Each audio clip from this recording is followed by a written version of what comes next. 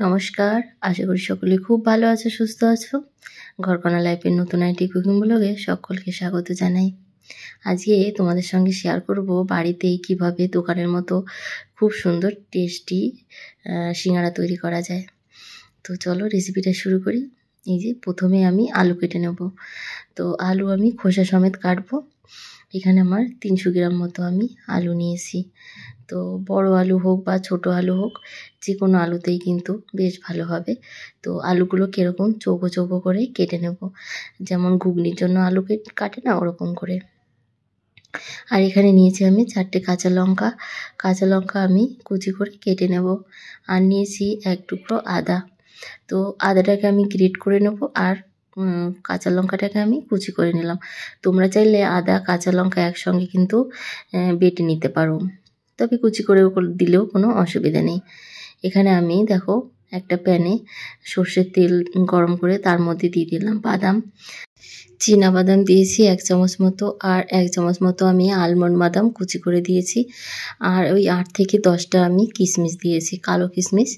তো তোমরা যে কোনো কিশমিশ দিতে পারো, বা তোমাদের পছন্দ অনুযায়ী ড্রাই ফ্রুট তোমরা অ্যাড করতে পারো। এখানে আমি ফোড়ন দেওয়ার জন্য দেখো হিং আর দিয়েছি 5 ফোড়ন। ফোড়নে দিয়ে একটুখানি আদা গ্রেট করা, একটু কাঁচা লঙ্কা কুচি দিয়ে ভালো করে ভেজে তার মধ্যে এই যে টুকরো করে রাখা আলুটা দিয়ে দেবো।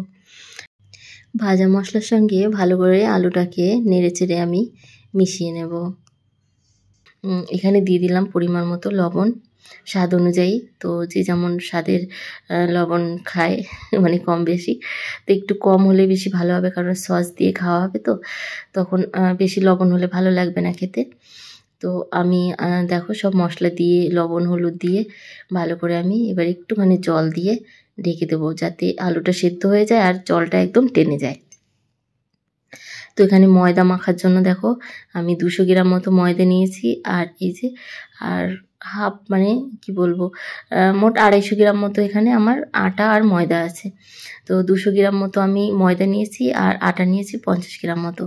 এখানে আমি একটু কালো জিরে আর একটুখানি জোয়ান দিলাম। তো জোয়ান আর কালো জিরেটা কিন্তু ডাইজেশনের কাজ করবে, আর কালো জিরে খেতে কিন্তু বেশ ভালো লাগে। এখানে আমি দেখো অল্প তেল দিয়ে ভালো করে ময়ান করে নেব। তো তেল দিয়ে ভালো করে ময়ান করে নিয়ে অল্প অল্প জল দিয়ে খুব সুন্দর একটি ডো তৈরি করে নেব। একদম কিন্তু শক্ত হবে না, আর একদম নরমও হবে না। বেশি শক্ত হলে কিন্তু অসুবিধা হয়, আর বেশি নরম হয়ে গেলেও কিন্তু সিঙ্গারাগুলো ভালো হবে না। তো এখানে দেখো এরকম ডোটা তৈরি করে নিয়েছি। আর এদিকে আমার আলুটাও দেখো খুব সুন্দর হয়ে গেছে, জলটা একদম শুকিয়ে গেছে। এখানে আমি একটা ঝাঁঝরি হাতার সাহায্যে দেখো একটু ভেঙে ভেঙে দিচ্ছি আলুগুলোকে। খুব বেশি কিন্তু ভাঙবো না, অল্প অল্প আস্ত থাকবে, আর অল্প অল্প মানে ভেঙে যাবে আলুটা সেরকম। আর এখানে দেখো ভাজা বাদামটা দিয়ে দিলাম একটু চিনি, আর দিলাম এখানে ভাজা মশলা, আর একটু সামান্য গোলমরিচ, এই গরম মশলা গুঁড়ো। তো ভাজা মশলা বলতে গরম মশলা, তার মধ্যে জিরে ধনে সব একসঙ্গে ভেজে গুঁড়ো করা। আর এটা দিলাম একটু কাসুরি মেথি আর একটু পোস্তদানা। এবার দেখো এই যে শুকনো খোলায় ভেজে একটু হাতে গুঁড়ো করে দিয়ে দিলাম, এতে কিন্তু স্বাদটা খুব সুন্দর আসবে। আর এই আলুটা খেতে কিন্তু খুব টেস্টি হয়। তো তোমরা বাড়িতে একবার হলেও কিন্তু এইভাবে ট্রাই করে দেখো, বেশ ভালো লাগবে। আলুর পরোটা হোক বা কচুরি হোক, এইভাবে কিন্তু তৈরি করা যায়।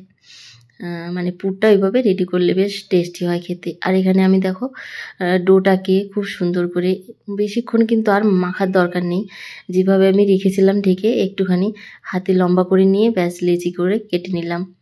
আর এবার এই যে লম্বা লম্বা করে বেলে আমি মাঝখান দিয়ে কেটে একটা লেচি থেকে দুটো, এই যে মানে একটা রুটি থেকে দুটো সিঙ্গারা হবে সেইভাবে আমি। আর এটা কিন্তু তোমরা সঙ্গে সঙ্গেও বানাতে পারো, বা এইভাবে আটা ছড়িয়ে ছড়িয়ে একটার পরে একটা রেখেও কিন্তু পরে তোমরা বানাতে পারো। দেখো আমি একবারে কিছুটা আমি বেলে নিয়েছি, আর তারপরে আমি ভাজতে দিই, আর কিছুটা আমি পরে বানিয়ে নেব। তো বানানোর জন্য দেখো খুব সহজ একটা পদ্ধতি। একটুখানি সাইডে জল মেখে নিয়ে একটা কোণ মতো তৈরি করে দেখো, আইসক্রিমের কোণের মতো। তারপরে দেখো এক সাইড দিয়ে একটু ভাঁজ করে আঙুল দিয়ে আবারও একটু ভাঁজ করে নিয়ে সুন্দর করে আঙুল দিয়ে চেপে চেপে কিন্তু আটকে দিতে হবে। খুব সুন্দর করে চেপে দিতে হবে, না হলে কিন্তু অনেক সময় কি হয়, তেলে দিলে এটা খুলে যায়। তো তাই সেদিকে একটু খেয়াল রাখতে হবে, আর সুন্দর করে চেপে দিতে হবে যাতে এটা খুলে না যায়। তো দেখো কিভাবে আমি ভাঁজ দিলাম। এরকম করে তোমরা ভাঁজ দিয়ে সিঙ্গারা বাড়িতে ইজিলি তৈরি করতে পারো, খুব সহজেই হয়ে যাবে। তো দেখো আমি এই যে কতগুলো সিঙ্গারা বানিয়ে নিয়েছি। তো 10-12টা সিঙ্গারা আমি বানিয়ে নিয়েছি। এবার ভেজে নেব। তো তেলটা কিন্তু একদম লো হিটে, মানে কি বলবো, গরম করা যাবে না খুব বেশি। তো তোমরা দেখে বুঝতেই পারছো কতটা ঠান্ডা তেল। তো সামান্য সামান্য এই যে বুদবুদি উঠছে। তো দেখে বুঝতেই পারছো তেলটা কিন্তু ঠান্ডা তেল, মানে খুব বেশি গরম নয়, হালকা, একদম হালকা গরম হয়েছে, যাতে তুমি আঙুলটা ডুবিয়ে রাখতে পারো সেরকম গরমে কিন্তু আমি সিঙ্গারাটা দিলাম। আর দিয়ে আমি একদম লো আছে, আমি এটাকে একটু এক সাইড হতে দেব।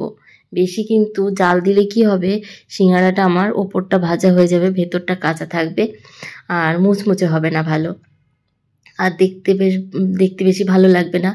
তার জন্য তো ফার্স্টে ভেবেছিলাম ঝাঁঝরি হাতা দিয়েই নাড়বো, তো মনে হলো ভেঙে যাবে, তাই আমি একটা কাঠি দিয়ে এইভাবে নেড়ে চেড়ে ভেজে নিলাম। আর এবার ভাজা হয়ে গেছে, দেখো গোল্ডেন ব্রাউন করে ভেজে নিয়েছি।